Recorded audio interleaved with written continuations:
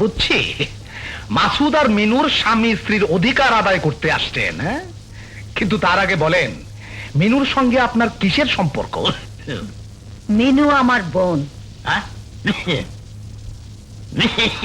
যার জীবনটা তুই দুর্বিষহ করে দিয়েছিস। একদিন আমার জীবনটাকে তুই কলঙ্কের আগুনে জ্বালিয়ে পুড়িয়ে ছারখার করে দিয়েছিলি, তখন আমি কিছুই বলিনি। কিন্তু মিনু আর মাসুদের জীবন নিয়ে তোকে আর নতুন করে কোনো সর্বনাশের খেলা আমি খেলতে দেব না। ওদের অধিকার তোকে ফিরিয়ে দিতেই হবে। ওই মুমিনের মায়ের ধাক্কা দিয়ে বাইর করে গেছে বাইরে। I said don't try to touch me. ওই অরিংটা দিস না, ভয় পাইলি? ধর, জলদি বাড়ি থেকে বাইর কর। না! তোর কালো হাত আমি ভেঙে দেবো দুলালউদ্দিন। তোর পাপের মুখোশ আমি করে নেব। আমি তোকে আদালতের কাঠগড়ায় দাঁড় করিয়ে জেলের গাড়ি চালাবো। গানি টানাইব, আমারে আদালতে খাড়া করাইয়া জেলে ঢুকাইব বলছেন মিস্টার দুলালউদ্দিন? আপনার মতো একজন সম্মানিত শিল্পপতিকে একটি মেয়ে ভালোবাসার অভিনয় করে ব্ল্যাকমেল করছে? 420 স্যার, 420।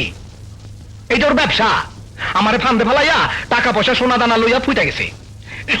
কেসটা আপনার নিতে হইব স্যার। কিন্তু কোনো প্রমাণ ছাড়া আদালতে দিমু, আদালতে সব প্রমাণ দিমু। হ্যালো, হ্যাঁ বলছি স্যার। জি, আমি এক্ষুনি আসছি স্যার। অ্যাডভোকেট হারুন, তুমি ওনার কেসটা নাও, আর আগামীকাল আদালতে গিয়ে বিবাদের বিরুদ্ধে সমন জারির ব্যবস্থা করো। জি স্যার। বিবাদের নাম ঠিকানা বলুন। নাম মিস ফারহানা, পিতা মমিনুল হক। সমন জারির নোটিশ? জি, এখানে একটা সই করুন।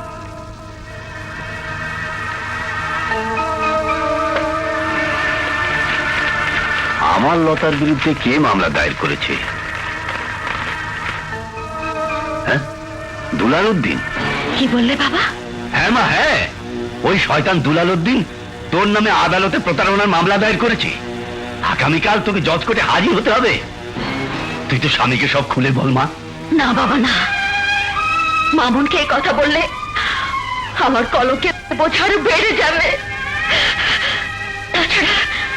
তাছাড়া আদালতে না দাঁড়ালে পুলিশ এসে আমাকে গ্রেফতার করবে। জজ বাড়ি সবার মুখে চুনকালি পড়বে। কাউকে না জানিয়ে গোপনে ওই আদালতে আমাকে দুলালউদ্দিনের মোকাবেলা করতেই হবে। আমাকে আদালতে দাঁড়াতেই হবে। আমাকে আদালতে দাঁড়াতেই হবে বাবা। Order, order.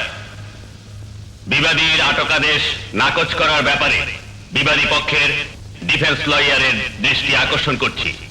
মহামান্য আদালত, সমন জারির নোটিশ প্রাপ্তির পর আমার মক্কেল যেখানে আদালতের কাঠগড়ায় এসে দাঁড়িয়েছে, সেখানে বিবাদীর বিরুদ্ধে বাদীর পক্ষের আটকাদেশ আবেদন পিটিশন মামলার বিধি বহির্ভূত কার্যকলাপ বলে আমি মনে করি। Objection your honour. মহামান্য আদালত, আমার মক্কেল জনাব দুলালউদ্দিন দুলাল প্রতারণার শিকার হয়ে মামলাটি দায়ের করেছেন, অর্থাৎ মামলাটি 420 ধারায় আওতাভুক্ত। তাই ব্যক্তি প্রতারণার সাথে অর্থ আত্মসাৎ যেখানে জড়িত, সেই কারণেই তদন্তের স্বার্থে বিবাদীকে জেল হাজতে আটক রাখা একান্ত প্রয়োজন। মহামান্য আদালত, বিবাদীকে জেরা করার জন্য আমি অনুমতি চাইছি। অনুমতি দেয়া হল। Thank you your honour.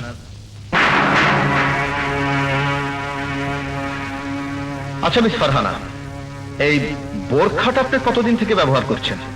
জি, আজ থেকে। মহামান্য আদালত, নোট ডাউন প্লিজ। আজ থেকেই। মিস ফারহানা, আপনার এই কলঙ্কিত মুখটা আজ থেকে কালো নেকাপে ঢেকে রাখতে চাইছেন, তাই না?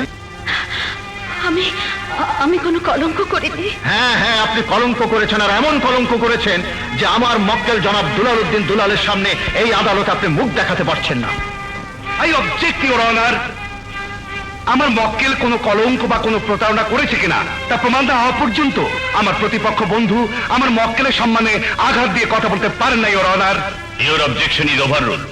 মহামান্য আদালত, যে নারী তার রূপের জৌলস আর মনের আবেগ দিয়ে আমার সম্মানিত মক্কেলকে ভালোবাসার বন্ধনে আবদ্ধ করতে পেরেছেন, সেই নারীর মুখে আজ এই কালো নেকাব কি মানায়? এতে কি প্রমাণ হয় না আমার মক্কেলের সাথে তার সম্পর্কটা ছিল মিথ্যে অভিনয় এবং ছলনা? বিপুল অর্থ আত্মসাতে ছিল একমাত্র লক্ষ্য, অর্থাৎ প্রতারণা। না, আমি কারো সাথে প্রতারণা করিনি। আপনি নেকাব খুলে স্বাভাবিকভাবে কথা বলুন। না হুজুর, না, আমি পারবো না, পারবো না, পারবো না।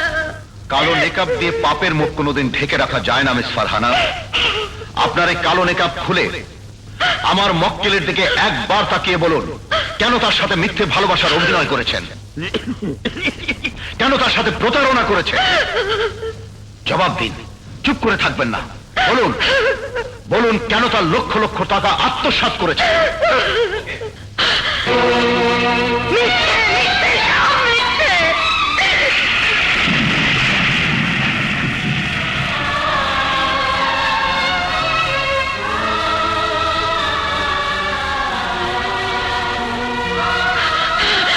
মহামান্য আদালত, আমি তার সাথে কোনো সম্পর্ক গড়িনি, আমি প্রতারণা করিনি, ছলনা করিনি, অর্থ আত্মসাৎ করিনি, আমি নির্দোষ, নির্দোষ, নির্দোষ।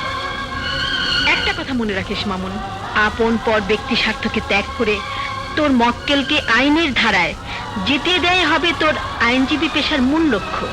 মহামান্য আদালত, আমার প্রতিপক্ষ বিজ্ঞ বন্ধু আমার মক্কেলের সহজ সরল নিষ্পাপ মুখ দেখে নিজের ভুল বুঝতে পেরে অনুশোচনায় অসুস্থ হয়ে পড়েছেন। ব্যারিস্টার মামুন, আপনি কি অসুস্থ বোধ করছেন?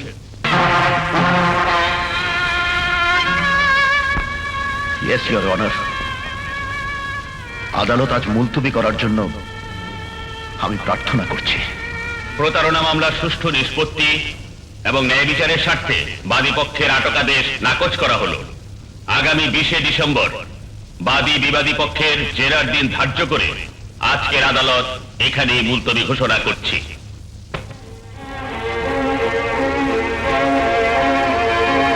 ব্যারিস্টার মামুনের হাতে ওর বউয়ের কুকীর্তির প্রমাণ এবার তুইলা দেব। বিশ্বাস কর মা, 12 বছর আগে দুলালউদ্দিন আমাকে মৃত্যুর হুমকির মুখে রশিদ তালুকদারের খুনের মিথ্যা স্বীকারোক্তি রেকর্ড করে ওর পাপ ঢেকে রাখতে চেয়েছিল। শুধু তোর মুখের দিকে তাকিয়ে এতটা বছর আমি বুকে পাষাণ বেঁধে রেখেছি। বাবা, এখন আমি কি করব? তোর স্বামী যখন তোকে আসামির কাঠগড়ায় দেখেছে, তুই তোর স্বামীকে সব খুলে বল। দুলালউদ্দিনের মুখোশ খুলে দে।